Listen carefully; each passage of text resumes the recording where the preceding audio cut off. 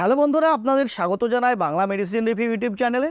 তো আজকের যে মেডিসিন রিভিউ, সেই মেডিসিন রিভিউ এমন একটি মেডিসিন সম্পর্কে আলোচনা করব যেটি সেক্সুয়াল ডিসঅর্ডারের ক্ষেত্রে ব্যবহার করা হয়ে থাকে। তো আজকে জানবো এর সঠিক ব্যবহার সম্পর্কে, অর্থাৎ কী কী সাবধানতা অবলম্বন করে ট্যাবলেটটি ব্যবহার করতে হবে, কোন কোন পেশেন্টদের ক্ষেত্রে ট্যাবলেটটি দেওয়া যাবে না, ডোজ, সাইড ইফেক্ট প্রভৃতি সম্পর্কে ডিটেলসে আলোচনা করব। তো তার আগে আপনি যদি আমার চ্যানেলে নতুন হয়ে থাকেন, প্লিজ চ্যানেলটিকে সাবস্ক্রাইব করে সম্পূর্ণ ভিডিওটি দেখতে থাকুন। তো আজকের আলোচ্য বিষয় যে ট্যাবলেটটিকে নিয়ে, সেটি হলো গ্লোবেক্স হেলথ কেয়ার কোম্পানির ইলেকট্রা 100 ট্যাবলেট সম্পর্কে। তো এই ইলেকট্রা 100 ট্যাবলেটটির যে মূল উপাদান সেটি হলো সিলডেনাফিল সাইট্রেট। এই সিলডেনাফিল সাইট্রেট মূলত সেক্সুয়াল ডিসঅর্ডারের ক্ষেত্রে ব্যবহার করা হয়ে থাকে বর্তমানে। তো চলুন জেনে নিই এর ব্যবহার সম্পর্কে। তো আগেই বললাম, এটি ইরেকটাইল ডিসফাংশন, প্রিম্যাচিওর ইজাকুলেশন প্রভৃতির ক্ষেত্রে এই ট্যাবলেটটি ব্যবহার করা হয়ে থাকে। তো এই যে সিলডেনাফিল সাইট্রেট, এই সিলডেনাফিল সাইট্রেট আমাদের শরীরে কিভাবে কাজ করে সেটা জানবো, অর্থাৎ সিলডেনাফিল সাইট্রেটের মোড অফ অ্যাকশান সম্পর্কে জানবো। তো চলুন জেনে নিই এর মোড অফ অ্যাকশান সম্পর্কে।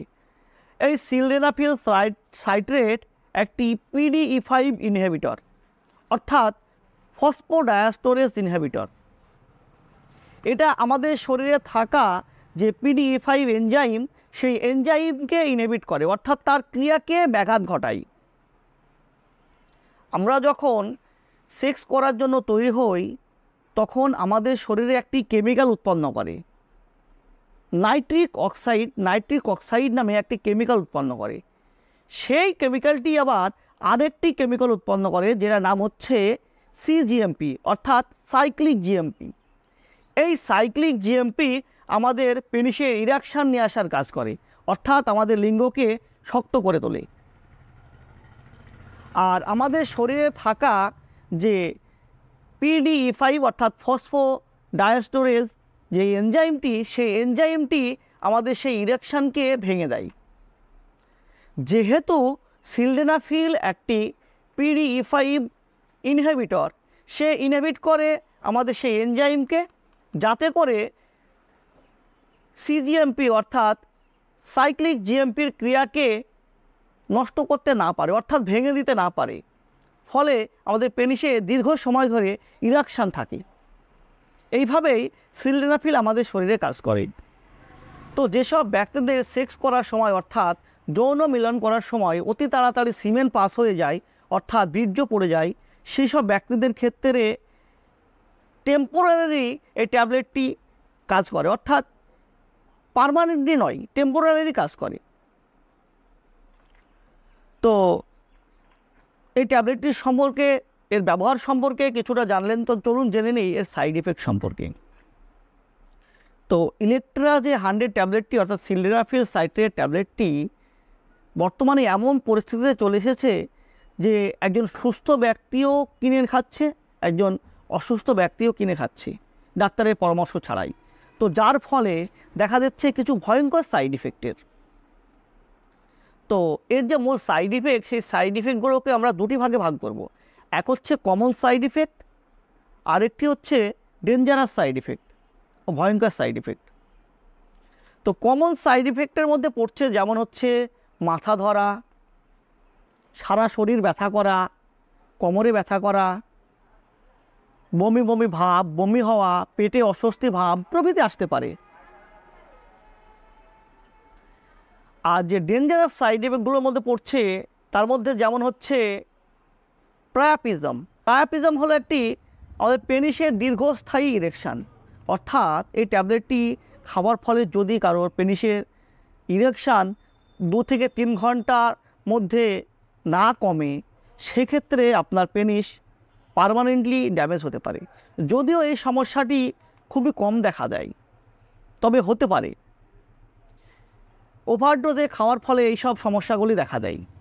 তো যদি আপনার ক্ষেত্রে এরকম কোনো সমস্যা দেখা দেয়, যত তাড়াতাড়ি সম্ভব পার্শ্ববর্তী ডাক্তারবাবুর সঙ্গে যোগাযোগ করবেন।